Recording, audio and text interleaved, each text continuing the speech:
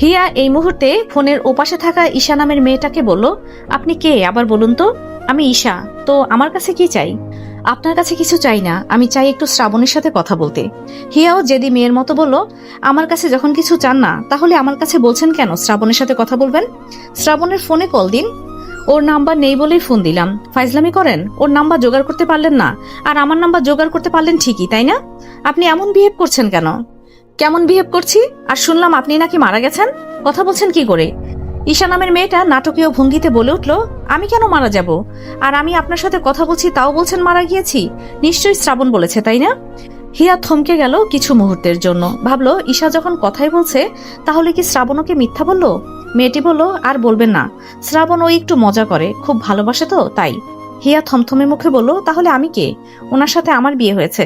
মেয়েটা হেসে বলল, বিয়ে হয়েছে বলে কি ভালোবাসে? না, ও আমাকেই ভালোবাসে। দেখলেন না ও আমার জন্য মিরাজকে মারলো। এরপরও বিশ্বাস করতে ভুল হয় আপনার? কথাটার গভীরতা এতটাই ছিল যে হিয়া রাগে কষ্টে কান্নায় ফোনটা দেয়ালে ছুঁড়ে মারল। এরপরে বিছানার চাদর খামচে ধরে কাঁদতে লাগলো। সন্ধ্যার আগ দিয়ে শ্রাবণ বাড়ি ফিরে এলো। কাব্য রেডি হয়ে নিচে নামছিল বাইরে যাবে বলে। শ্রাবণ সিঁড়ির কাছে এসে কাব্যকে বলল, কাব্য, হিয়া কোথায় রে? বিকাল থেকে কল করছি, ভাবিকে তো দুপুরের পর থেকে আর রুম থেকে বের হতে দেখিনি। শ্রাবণ বড় বড় পা ফেলে উপরে চলে আসে। রুমের সামনে এসে দেখলো রুমটা ভেতর থেকে লক করা। কয়েকবার দরজায় টোকা দিল। হিয়া বিছানা থেকে নেমে দরজা খুলে আবারও এসে শুয়ে পড়ল। শ্রাবণ দরজা চাপিয়ে দিয়ে এসে হিয়ার কাছে দাঁড়ালো। হিয়া তো এ সময় শুয়ে থাকার মেয়ে না। শরীর খারাপ নাকি এই ভেবে হিয়ার কপালে গলায় হাত ঠেকালো। শরীরে তাপমাত্রা স্বাভাবিক দেখে বলে উঠল, এই অসময়ে শুয়ে আছো? ফোন ধরছিল না কেন? ফোন কোথায় তোমার? হিয়া রাগ মিশ্রিত কণ্ঠে বলল, ফোন ভেঙে ফেলেছি। শ্রাবণের চোখ গেল ফ্লোরে। হিয়ার ফোনটা পড়ে আছে। হাতে নিয়ে দেখলো ডিসপ্লে চলে গেছে। শ্রাবণ উঠে দাঁড়িয়ে হিয়ার কাছে এসে বলল, কি হয়েছে? ফোন ভেঙেছো কেন? রাগ উঠেছিল। রাগ উঠেছিল কেন? জানি না। কেন জানো না? অবশ্যই জানো। জানি না। শ্রাবণ ফোনটার দিকে তাকালো। ভাবলো হিয়া তো এত রাগ করার মানুষ না, তাহলে হুট করে এত রেগে আছে কেন যে ফোনটায় আছাড় মেরেছে? আবার কেমন রাগ করেও কথা বলছে। শ্রাবণ ফোনটা নিয়ে ভাবুক গলায় বলে উঠল, কেউ ফোন দিয়েছিল? জানি না। কে ফোন দিয়েছিল? হিয়া উঠে বিছানা থেকে নেমে যেতে যেতে বলল, আপনার ভালোবাসার মানুষ। শ্রাবণ কপাল কুঁচকালো। কিছু বলে ওঠার আগেই হিয়া রুম ছেড়ে চলে গেল। শ্রাবণ ফোনটার দিকে তাকিয়ে রিডিং টেবিলে গিয়ে বসলো। ল্যাপটপ খুলে রুমের হিডেন সিসিটিভির ফুটেজ চেক করলো। যা দেখে শ্রাবণের চক্ষু চড়ক গাছ। স্পষ্ট দেখতে পেল হিয়া ফোনটা রাগের পর্নায় আছাড় মেরেছে। শ্রাবণ ল্যাপটপটা বন্ধ করে গাড়ির চাবি নিয়ে বের হয়ে গেল। হিয়া ড্রয়িং রুমে বসে বসে কাঁদছে। ওপর থেকে পায়ের খটখট শব্দে হিয়া চোখ মুছে কিচেনের দিকে চলে গেল। শ্রাবণ হিয়ার দিকে এগিয়ে এসে বলল, কি হয়েছে বলো?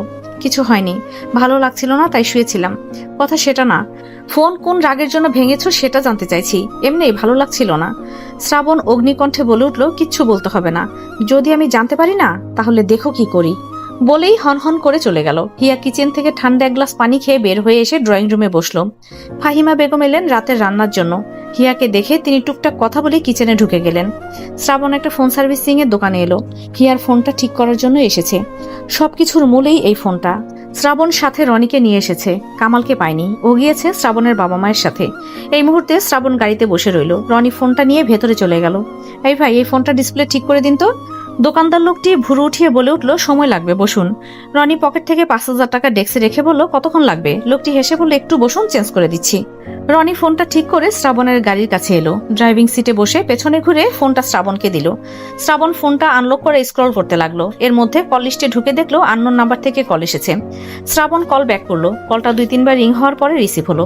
শ্রাবণ কোনো কথা বলল না। ওপাশ থেকে একটা মেয়ের কণ্ঠ ভেসে এলো, আপনি তখন কথা না বলে কল কেটে দিলেন কেন? শ্রাবণের সাথে কথা বলিয়ে দিলেন না? শ্রাবণ কপাল কুঁচকালো। মনে মনে বলল, এই মেয়ে আবার কোথা থেকে আমদানি হলো? মেয়েটা বলল, কথা বলছেন না যে? বললাম না শ্রাবণকে দিন। বলুন যে ঈশা কল দিয়েছে। আমার কথা শুনলেও রাগ করবে না, আমাকে খুব ভালোবাসে। শ্রাবণ দাঁত চেপে ফোনটা কেটে দিল। এখন বুঝতে পারছে কেন হিয়া রেগে আছে। শ্রাবণ যে কি করবে ও ঠিক পাচ্ছে না। কে এই অচেনা আগন্তুক যে এতটা নিখুঁতভাবে কলকাঠি নাড়ছে? শ্রাবণ ফোনটা রনির দিকে এগিয়ে দিয়ে বলল, এই নাম্বারটা ট্র্যাক করো তো, আর এর অল ডিটেলস আমার চাই। ঠিক আছে স্যার, এখনই কি লাগবে? না, বাড়িতে যাই, এর পরে দিও। Okay sir. রনি নাম্বারটা নিজের ফোনে উঠিয়ে হিয়ার ফোনটা শ্রাবণের কাছে দিয়ে দিল। শ্রাবণ কি যেন ভেবে রনিকে বলে উঠলো, যাওয়ার আগে একটা শপে রেখো তো। রনি একটা শপে গাড়ি থামালো। শ্রাবণ একা নেমে গিয়ে ভেতরে ঢুকলো। হিয়ার জন্য বেছে বেছে ওর পছন্দের চকলেট নিয়ে এলো। আবার কিছু দূর এসে লাল গোলাপ নিল। হিয়ার রাগ ভাঙাতে এগুলোই এনাফ। এদিকে কাব্যকে শ্রাবণ আগেই বাড়ি ফিরে আসতে বলেছে। কাব্য এসেই দেখলো হিয়া মনমরা হয়ে বসে আছে। কাব্য এগিয়ে এসে দূরত্ব নিয়ে বসলো। হিয়াকে বলল, ভাবি কিছু হয়েছে? হিয়া কোনো কিছু না ভেবেই বলে উঠলো, আচ্ছা ভাইয়া, ঈশা কি বেঁচে আছে? কাব্য কিছুটা অবাক হলো, আবার সয়ে গেল। এখন তো লুকানোর কিছুই নেই, হয়তো শ্রাবণ বলে দিয়েছে। কাব্য বলল, না ভাবি, ও বেঁচে নেই, মারা গেছে। হিয়া বলল, মারা গেছে? কোনো প্রমাণ আছে কারো কাছে? হ্যাঁ আছে, দাঁড়ান, আমার কাছে আছে মনে হয়, ছবি আছে। কই বের করুন তো দেখি। কাব্য ফোন বের করে ছবি খুঁজতে লাগলো।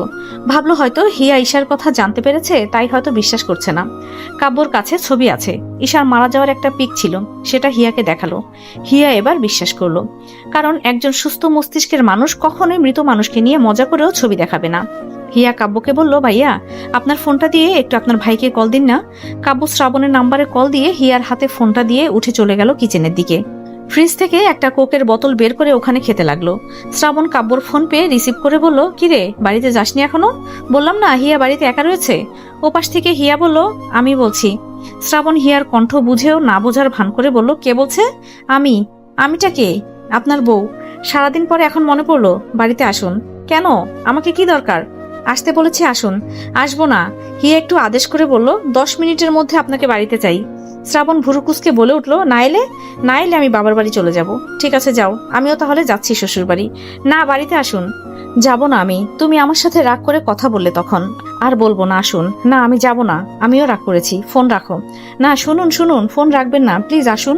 আর রাগ করে কথা বলবো না তো, এর কি গ্যারান্টি? সত্যি আর রাগ করবো না, আসুন। আর কি করলে বিশ্বাস করবেন? শ্রাবণ শয়তানি করে বলল, একটা কিস করো তো। হিয়া কিচেনে কাব্য আর ফাহিমা বেগমের দিকে তাকালো, আবার ফোনের দিকেও তাকালো। মনে মনে বলল, লোকটা এক এক সময় এক এক জিনিস চেয়ে বসে, যাতে আমাকে শায়েস্তা করা যায়। আমিও দেব না তো। ফোনের ওপাশ থেকে শ্রাবণ তাড়া দিয়ে বলে উঠলো, তুমি কি দেবে নাকি আমি অন্য জায়গায় চলে যাব? হিয়া মিনমিন করে বলল, আমার সামনে কাব্য ভাই আর আন্টি রয়েছে, কি করে কিস দিব? আর ফোনে আমি দিতে পারবো না। শ্রাবণ বাঁকা হেসে বলল, কালকের আগের দিন যখন আমি বাড়িতে ফিরছিলাম না, তখন তো দেখলাম আমার ছবির মধ্যে চুমু খেলে। হিয়া জিভে কামড় দিয়ে বলে উঠলো, এটা আবার শ্রাবণ দেখলো কি করে? চুমু তো সে খুশির চোটেই খেয়েছিল, রুমে তো কেউ ছিল না, তাহলে কিভাবে দেখতে পেল? হিয়া আমতামতা সুরে বলে উঠল, কি বলছেন এগুলো? আমি কেন আপনার ছবিতে চুমু খেতে যাব? মিথ্যে বলার জায়গা পান না। শ্রাবণ গাড়ির সিটে হেলান দিয়ে আয়েশি কণ্ঠে বলল, জায়গাই পাই না। আমার আবার মুখ দিয়ে সত্য কথাও বের হয় না, শুধু থেকে থেকে মিথ্যে কথাই বলে ফেলি। হিয়া কথা ঘুরিয়ে বলে উঠল, যাই করেন আর 20 মিনিট সময় দিলাম, তাড়াতাড়ি বাড়িতে আসুন। না হলে? কি না হলে? না হলে বাবা মা এলে বলবো আপনি একা পেয়ে আমাকে মেরেছেন, এরপরে নারী নির্যাতনের মামলা দিয়ে দিব। হিয়ার এমন ছেলে মানুষই দেখে শ্রাবণের এখন যেন ভালো লাগছে। সারাদিন যেন দেহ থেকে হাসি খুশি উধাও হয়ে গিয়েছিল। সেও হিয়ার কথায় তাল মিলিয়ে বলে উঠল, মামলা দাও, আমার শ্বশুর আবার উকিল, আমার চিন্তা নেই। হিয়া আস্তে করে হেসে বলে উঠল, জামাইজান প্লিজ চলে আসুন। আর কতক্ষণ অপেক্ষা করাবেন বলুন তো? আর আপনাকে ছাড়া থাকতে ইচ্ছে করছে না, খুব দেখতে ইচ্ছে করছে, প্লিজ চলে আসুন না। শ্রাবণ পুরো শেষ। এমন কথা শুনে কেউ কি ঠিক থাকতে পারে? শ্রাবণ ঠিক রইল না, ফোনটা কেটে দিয়ে রনিকে বলল, কুইক বাড়িতে চলো। শ্রাবণ কল কেটে দেওয়ায় হিয়া কিচ্ছুই বুঝতে পারলো না, হয়তো কোনো কাজে রয়েছে বলে কলটা কেটে দিল।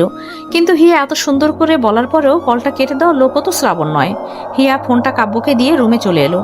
মিনিট 15 পরেই শ্রাবণ বাড়িতে ফিরে এলো। কাব্য টিভি দেখছিল। শ্রাবণের হাতে গোলাপ চকলেট দেখে বলল, বেস্ট অফ লাক। শ্রাবণ সোজা সিঁড়ি বেয়ে ওপরে চলে এলো। রুমটা খোলা পেয়ে ঢুকে দেখলো হিয়া ওয়াশরুমে। শ্রাবণ ওয়াশরুমের সামনে দাঁড়ালো। হিয়া হাত মুছতে মুছতে বের হয়ে শ্রাবণকে দেখে চমকে উঠলো, বলল, এসে গেছেন? শ্রাবণ গোলাপগুলো এগিয়ে দিতে হিয়া জাপটে জড়িয়ে ধরলো। শ্রাবণ হিয়ার মাথায় হাত রেখে বলে উঠলো, এসে গেছি, এখন বলো রাগ কমেছে? হিয়া মাথা তুলে তাকিয়ে বলে উঠলো, বেঁচে গেলেন, যদি না আসতেন সত্যি চলে যেতাম। দুজনের মধ্যে কথা হলো কিছুক্ষণ। এরপরে শ্রাবণ হিয়াকে ছেড়ে দিয়ে ওয়াশরুমে ঢুকলো। ওইদিকে তৌকির চৌধুরী আর সাবিহা চৌধুরী এসেছেন। দুজনেই হিয়াকে ডাকছেন। হিয়া গোলাপ আর চকলেটগুলো বিছানায় রেখে নিচে চলে গেল। রাতের খাবার খাওয়ার সময় সবাই একসাথে খেতে বসেছে। আজ হিয়া বসেছে কাব্যর পাশের চেয়ারে, শ্রাবণ বসেছে হিয়ার মুখোমুখি। খাওয়ার মাঝে শ্রাবণ অজান্তে পা বাড়িয়ে দিল হিয়ার পায়ের দিকে। হিয়ার পায়ের উপরে পাও রাখলো। শ্রাবণ হিয়ার দিকে তাকালো, তবে হিয়ার কোনো প্রতিক্রিয়া দেখা গেল না। শ্রাবণ নিজের পা দিয়ে হিয়ার পায়ের উপর স্লাইড করতে লাগলো। এর মাঝে কাব্য শ্রাবণের দিকে তাকিয়ে ডাক দিল, ভাইয়া। শ্রাবণ গম্ভীর কণ্ঠে বলল, কি হয়েছে? মেসেজ দিয়েছি দেখো। শ্রাবণ বিরক্তি প্রকাশ করে বলে উঠলো, তোর সামনে তো বসে আছি, মুখে বলতে কি সমস্যা? পারবো না, ফোনটা চেক করো। শ্রাবণ বলল, পারবো না, যা বলার মুখে বলে ফেল। কাব্য হেসে বলল, বলছি পাটা সরাও, এটা আমার পা, ভাবির পা না। কাব্যর কথা শুনে সবাই শ্রাবণের দিকে তাকালো। শ্রাবণ ছোট ভাইয়ের কথা শুনে অবাকের শেষ প্রান্তে, সাথে সাথে পা সরিয়ে নিল। আর হিয়ার দিকে তো তাকানোই যাচ্ছে না, না চাইতেই কি লজ্জাটা না সে পেয়ে গেল। সবার এমন চাহনিতে শ্রাবণ বিষম খেয়ে উঠল। সাবিহা চৌধুরী ছেলের দিকে পানি এগিয়ে দিলেন। হিয়া মাথা নিচু করে খাচ্ছে, লজ্জায় গলা দিয়ে খাবারও নামছে না, আর টেবিল ছেড়ে উঠে যেতেও পারছে না। কাব্য মনে মনে হেসে উঠল। অবশ্য ও মনে করছে ওরও কোনো দোষ নেই, ও আগেই বলেছিল যে মেসেজটা দেখো, কিন্তু দুর্ভাগ্যবশত শ্রাবণী দেখেনি। ডাইনিং টেবিলে আপাতত নীরবতা। তৌকির চৌধুরী আর সাবিহা চৌধুরী চুপচাপ খাচ্ছেন। এখন কোনো কথা বললে দুজনেই লজ্জায় পড়ে যাবে। শ্রাবণ খাবার খেয়ে উঠে দাঁড়িয়ে কাব্যকে বলল, কাব্য খাবার খেয়ে ওপরে আয়, কথা আছে। কাব্য চুপসে গেল, মনে মনে বলল না জানি আবার হসপিটালে পাঠিয়ে দেয়। কাব্য বলল আচ্ছা বলে খেতে শুরু করলো। শ্রাবণ সোজা সিঁড়ি বেয়ে ওপরে চলে এলো। রুমে ঢুকে ফোনটা নিয়ে বিছানায় বসলো। খাবার টেবিলের কথা মনে পড়তেই নিজের কাছে লজ্জা পেয়ে গেল। এমন সময় রনি কল দিল। হ্যালো রনি, কি খবর? নাম্বারটা থেকে কি কিছু খবর নিতে পেরেছিলে? রনি বলল হ্যাঁ স্যার, সব খবর পেয়ে গেছি। তো সবাই বেশি বেশি লাইক কমেন্ট করুন, এটা বেশি বেশি পার্ট দিয়ে শেষ করা হবে। আপনাদের দায়িত্ব আমাকে সাপোর্ট করা, লাইক সাবস্ক্রাইব করা, আর আমার দায়িত্ব আপনাদের বেশি বেশি পার্ট দেওয়া।